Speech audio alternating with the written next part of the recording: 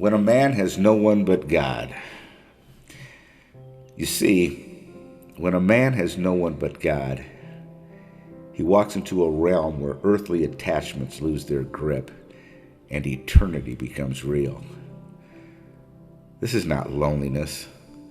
This is sacred ground. It is the place where the soul discovers its true dependence, not on the approval of others, not on material stability, not on fleeting comforts, but on the presence of the living God.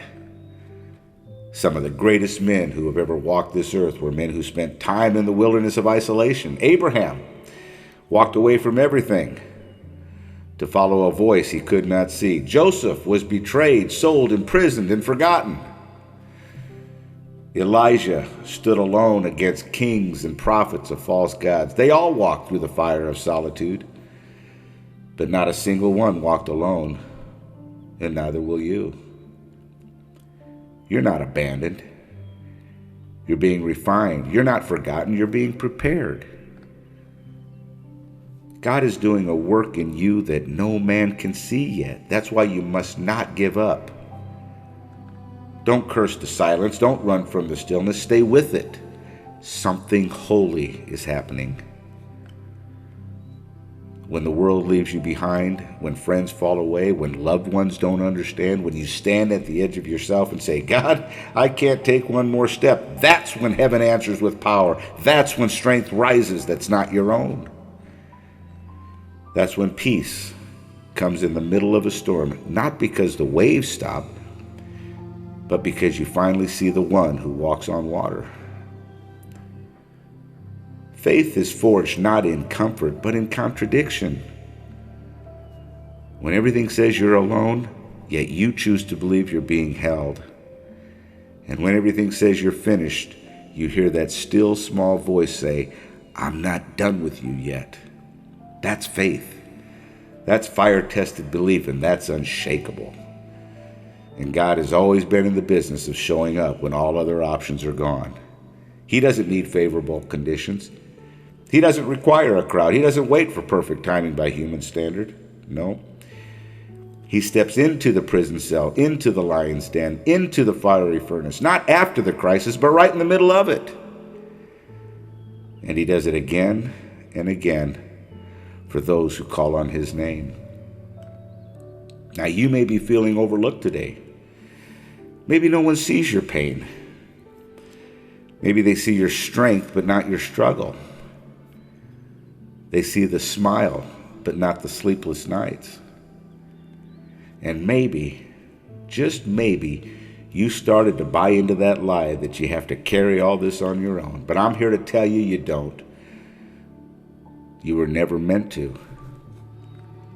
There is one who sticks closer than a brother, one who will never leave you nor forsake you, one who is the same yesterday, today, and forever. One whose eyes are on the sparrow and whose arms are underneath you even now. He sees the hidden battles. He sees the broken places. He sees the tears that no one else sees. And you know what he says? He says, you are mine. You're not forgotten. You're not alone. You know, there's a kind of prayer that comes only when a man is out of options. It's not a polished prayer. It's not pretty. It's raw. It's real. It's desperate. It's the cry that rises from the dust and the ashes and says, God, if you don't show up, I won't make it. And you know what that kind of prayer does? It moves heaven. You see, when you reach the end of yourself, you reach the beginning of grace. And grace is not some fragile concept. Grace is force. It lifts you up when your knees give out. It carries you when your strength is gone. And it wraps you in mercy when you failed again. Grace is the hand of God pulling you out of the pit, not because you earned it, but because he loves you. Now, I don't know what valley you're walking through. I don't know what the silence feels like in your life, but I do know this. If you've got Bible doctrine, you've got everything you need. Because when the world fades, when people walk away, when doors close, Bible doctrine remains. And not only does Bible doctrine remain, but it restores. You know, God just doesn't sit with you in your brokenness. He rebuilds you. He doesn't comfort you in your sorrow. He gives you beauty for ashes, strength for weakness. He turns mourning into dancing. He turns weeping into joy. He has a beautiful future for you. There's hope beyond the pain. There's life after the loss. But you won't find it chasing the approval of people and the pleasure of this world. You'll find it on your knees, alone with the one who shaped you in the womb and knows the number of hairs on your head. Don't despise the season. Don't rush the process. Lean into it. Let it purify you. Let it simplify you. Let it draw you closer to the only one who can satisfy the deep places of your heart. This world is full of noise. It's full of opinions, distractions, and lies. But when you're alone with God, that noise fades. And what's left is truth. What's left is love. What's left is power. And that power will fill you. That love will change you, and that truth will set you free. There will be a day when you look back on this season, not with bitterness, but with gratitude. You'll say, it was in that lonely place that I learned to listen. It was in that dark valley that I found the light. It was when I had no one else that I realized God was all I ever needed. And when you rise from this place, you'll carry something unshakable. You'll have a testimony forged in fire. You'll speak with authority, not because you read it in a book, but because you lived it in your bones. You'll carry peace into chaotic rooms. You'll bring hope to broken people. And when they ask, how did you survive? You'll say, I had no one else but God. And that was enough. As long as you're still alive, you're not disqualified. You're not too far gone. You're not beyond repair. In fact, you're exactly where you need to be for a miracle to unfold. You see, when a man has no one but God, he is ready to be used by God. He's no longer leaning on shallow support systems.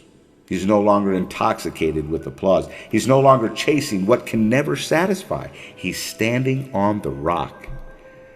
And that kind of man cannot be shaken. This is not the end of your story. This is the chapter that changes everything. Stay faithful. Stay humble.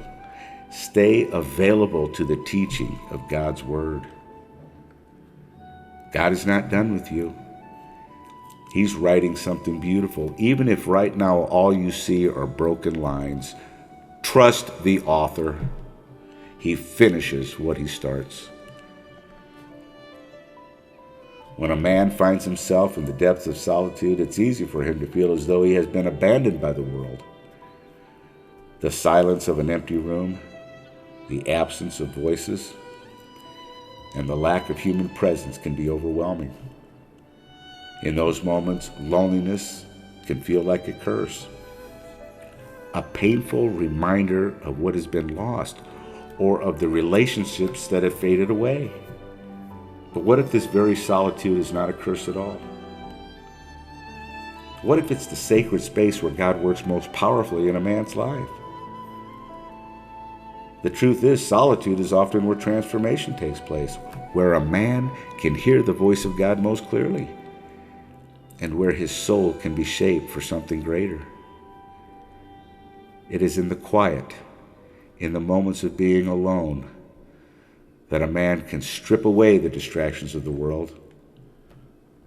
The hustle and bustle of life often drown out the still, small voice of God. In the noise of daily living, we are bombarded with opinions, expectations, and endless demands. But when a man is alone, without the pressure of pleasing others or responding to the constant stream of noise, it becomes easier to listen. It becomes easier to reflect and to be still in the presence of God. In solitude, a man is invited into a deeper relationship with his Creator. There's no one else to impress, no one else to answer to. Just the unfiltered connection between the soul and the Almighty. This is the space where God can begin his work of personal transformation. The distractions that once clouded his mind fall away, and he begins to see clearly. You see, solitude allows a man to confront the deepest parts of his heart, the parts that are often hidden from the world and even from himself.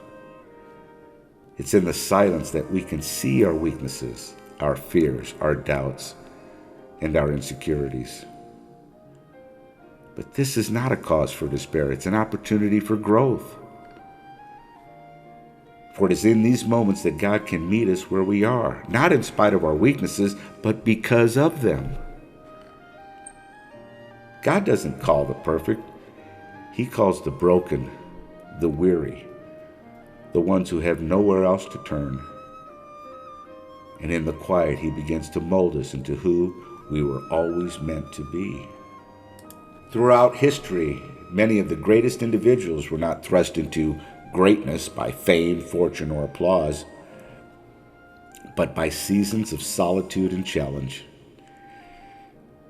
It is in the wilderness, far from the spotlight, that God often does his most profound work in a person's life. Moses fled to the wilderness. David was out tending sheep. Jesus withdrew to the desert. They were not being abandoned. They were being prepared. The wilderness is not the end of the story. It's the very place where God begins to shape us for the work ahead. The wilderness, by its nature, is a place of isolation and hardship. It's a place where the comforts of the world are stripped away, leaving a person with only what truly matters. In the wilderness, there are no distractions, no applause, no external validation. It's just you and your Creator. Think of Moses. Before he could lead a nation, he spent 40 years in the wilderness, an exile, a fugitive, running from his past mistakes. But it was in the wilderness he learned humility, he learned patience, and he learned dependence on the grace of God. He experienced the voice of God in a burning bush, and it was in that moment that he realized his life was part of something much, much bigger than himself. Had he been in Egypt surrounded by power and influence, he might have never learned the lessons that the wilderness taught him. The wilderness wasn't a punishment for Moses. It was a place where God prepared him for a divine purpose that would change the course of history. David, too, was anointed to be king, but he didn't immediately sit on a throne. Oh, no. He spent years running from King Saul, hiding in caves and living on the run. It was in these wilderness years that David grew in strength, character, and trust in God. He learned to lead people not through military might, but through humility and reliance on the Lord. You know, he wrote many of the Psalms during this time. Expressions of raw emotion, faith, and intimacy with God. Had he ascended to the throne without these formative years, he might not have been prepared to lead with the wisdom and grace that marked his reign. Now, the wilderness is not just a physical place. It is often a spiritual condition that many of us experience in our lives. There are those times when we find ourselves in seasons of difficulty, loss, or transition. And it's during these seasons that we can feel as though we are very far from God's presence, far from his purpose for our lives.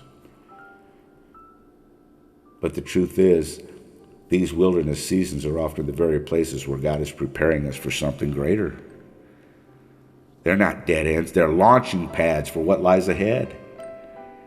And just as God called Moses and David out of the wilderness at the appointed time, he will also bring us out of our wilderness seasons when the time is right. But the preparation that happens in the wilderness is not to be underestimated. See, it's in the wilderness that we learn to rely solely on God. We are tested and refined. It's where we discover strength we never knew we had, because it's not our strength. Now, the wilderness season may be difficult, but it's in these moments of testing and isolation that we are formed into the people God intended for us to be and to accomplish His purpose in our lives. It's in the wilderness that we learn to trust. We learn about God's faithfulness, especially when we can't see our way forward. We learn that His provision is enough even when our resources seem limited. We learn to metabolize Bible doctrine, and the result is a deeper intimacy with God, a bonding with the Father, Son, and Holy Spirit. And it's a relationship that is built on trust in His Word. So the wilderness is not a place to run from. It's the very place to embrace. It's where God shapes us, refines us, and prepares us for what lies ahead.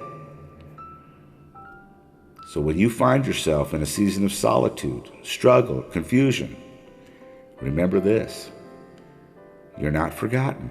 You're being prepared. It's the place where God is preparing you for something far greater than you can imagine. In the depths of despair, when the weight of this world feels too heavy to bear and the strength to keep going seems to slip away, it's in these very moments of weakness that God's strength is most profoundly revealed. For many, weakness is something to be avoided or hidden, a sign of failure or inadequacy. But from the divine perspective, it is in these very moments of helplessness that God's strength becomes the most evident. His power working through our weakness is the most beautiful and transformative force in the world. The Apostle Paul, one of the greatest apostles of the early church, he spoke of this profound truth when he described his own struggles and hardships. He prayed 3 times for God to remove a thorn in the flesh that tormented him. But God's answer was not to take away the pain, but to declare, "My grace is sufficient for you, for my power is made perfect in weakness." Paul's response to this divine revelation was profound. He says, "Therefore I will boast all the more gladly of my weaknesses, so that the power of Christ may rest upon me." You see, Paul recognized that it was not his strength that God's glory was most fully revealed, but in his weakness. In that place of vulnerability, Paul was able to experience the sufficiency of God's grace and the depth of His power. Now, this concept is the complete opposite to the world's understanding of strength.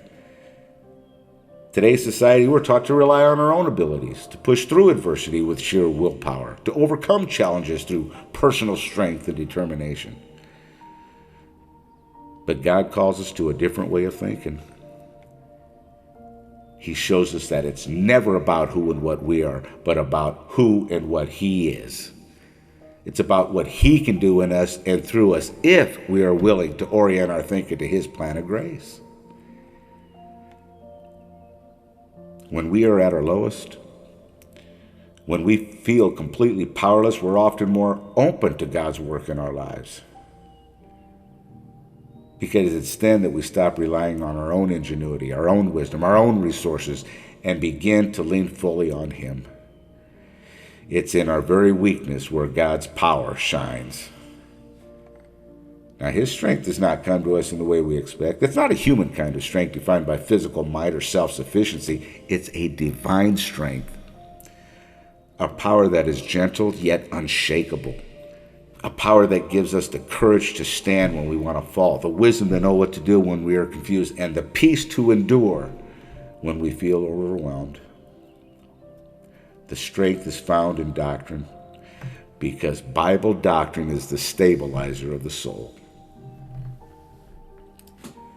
Bible doctrine takes our frailty and through His grace turns it into something beautiful and something powerful. Bible doctrine sustains us because we cannot sustain ourselves. His Word carries us when our legs give out. His Word lifts us up when we're too tired to keep going. And the beauty of His divine Word is that it transforms us from the inside out. And we come out of our trials, we come out of our time of weakness stronger than before because we learn to rely on His power and not ours. And when we acknowledge our dependence on Him, we open ourselves up to His transformative power. We emerge from weakness, not as the same person, but as someone who has been shaped, refined, and empowered by God Himself. See, the truth is, God's strength is not given to us in the absence of weakness, but in the midst of it. It's when we are weak that we are most able to experience His strength in its purest form. When we feel like we have nothing left, that's when He can fill us with everything we need. And in that moment of divine exchange, we realize that the very thing we thought would defeat us, the trial, the struggle, the weakness, has become the place where we encounter the fullness of God's power and grace. His strength is made perfect in your weakness. But you have to trust Him. And if you do, you'll come through stronger. You'll come through more dependent on Him and way more aware of the power that only He can provide. I know there's those moments in life when you cry out to God and you feel like your prayers are falling on deaf ears. In these times of silence, it can be difficult to see beyond the stillness and feel the presence of God. It's easy to fall into the trap of believing that God has abandoned us, or somehow He's distant or uninvolved or uninterested in our struggles. But the truth is, God's silence is not a sign of His absence. In fact, it is often in these moments of quiet that God is working more powerfully than we can comprehend. See, we live in a world that values instant answers and quick solutions. We're accustomed to immediate results, whether in our work, relationships, or technology. But God's ways are not our ways, and His timing is not bound by the pressure of the world around us. Sometimes the silence that we experience from God is not a withdrawal, but a moment of divine waiting. A space where God is allowing us to grow, to trust, and to prepare for what He is about to do. Throughout Scripture, we see many examples of God's silence during key moments of His people's journeys. The Israelites waited in Egypt for hundreds of years, crying out for deliverance. God didn't immediately respond. There were moments in the wilderness when they wondered if God had forgotten them. They faced hunger, thirst, and overwhelming fear. Yet God was with them all along, orchestrating their deliverance in His own time. His silence was not a sign of abandonment, but a sign of preparation as He was shaping them for the promised land. Even Jesus, the Son of God, experienced the silence of His Father. In the Garden of Gethsemane, Jesus prayed in anguish. From the cross, Jesus cried out, my God, why have you forsaken me?" In His moment of deepest agony, it seemed as though God had turned His face away. Yet in that silence, God was not absent. He was fulfilling His ultimate plan of redemption through Jesus' suffering. God's silence on the cross did not signify abandonment, but rather the unfolding of His perfect will for salvation. God's silence is a powerful reminder that we are not in control. In our human nature, we often demand immediate answers, quick fixes, and a clear path ahead, but God's silence teaches us patience, faith, and trust in His timing. It is in the waiting, in the moments when we feel as though nothing is happening, that God is often doing His most significant work. He's preparing us, strengthening us, and aligning our hearts with His will. It's in the silence where God is cultivating deeper faith and greater reliance on His plan, which is always far greater than anything we could have orchestrated ourselves. And the silence is also a test of our trust. You see, when God is silent, we're faced with a choice. Will we continue to believe in His goodness even when we don't hear His voice? Will we remain faithful when it feels like He's distant? This is a critical moment in our spiritual journey.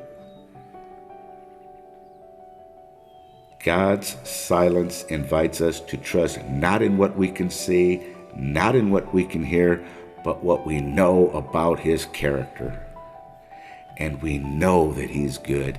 We know that he is faithful. And we know that he loves us. So even when we can't sense his presence, we can rest assured that he's still with us, working behind the scenes to bring about the perfect plan. The delays and periods of silence in our lives are not signs of rejection or abandonment. They are a part of the divine process shaping us for the plans God has for us. And we may not understand the silence in the moment, but we can trust that God's timing is always perfect. And when he finally does answer, it will be at just the right moment. And his plan will unfold in ways we could never have imagined. So when you find yourself in a season of silence, don't be discouraged. Know that God is not absent. He is present, working in ways that are unseen, preparing you for the next step in your journey. His silence is not a sign of neglect, but a sign of his perfect timing and care. Trust in his process. Wait in faith, knowing that his plan will always be worth the wait. There comes that moment in every person's life when we reach the end of ourselves. We find ourselves standing on the edge, exhausted, worn out, feeling like we've got nothing left to give. The struggles, the disappointments, the heartaches, and the failures, they all pile up, and we can no longer carry the weight on our own. And it's in these moments we feel as though we're lost, as though we've reached the limit of our strength and endurance. But it's precisely in these moments of complete surrender, when we come to the end of our own ability, that we encounter God's grace. And God's grace is not a fragile thing. It's not a mere consolation or a passing comfort. His grace is powerful, unshakable, and unfathomably deep. It is in our moments of weakness, when we feel the most broken and vulnerable, that his grace comes to lift us up. God's grace doesn't just soothe our pain, it strengthens us.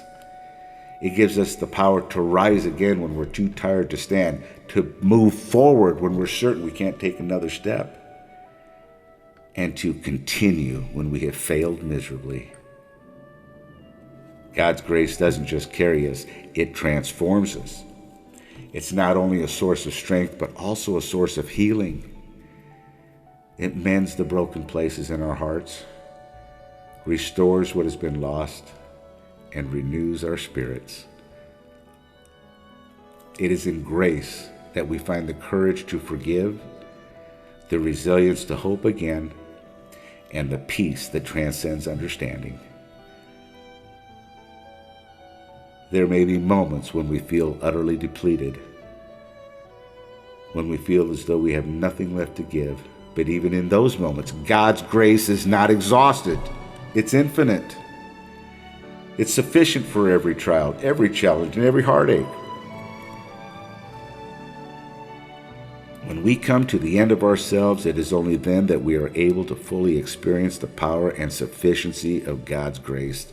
And in that grace, we find the strength to stand again, to press forward, and to continue walking in his purpose for our lives. So when you feel you are at your weakest, when you feel you can't go on any longer, you remember this: God's grace is enough. It's powerful, it's sustaining, and it will never run dry. You're never alone. His grace is always sufficient to carry you through in the darkest moments of life, when isolation and struggle weigh heavily on your hearts. It's so easy to feel as though you're lost or forgotten. The road ahead seems unclear, the burdens you carry impossible to bear. But it's in these very moments of uncertainty, are those very moments where we are walking on sacred ground and being prepared and refined for the person we were meant to be and fulfill the mission we were meant to do. The most profound time in your life is when you have no one but God.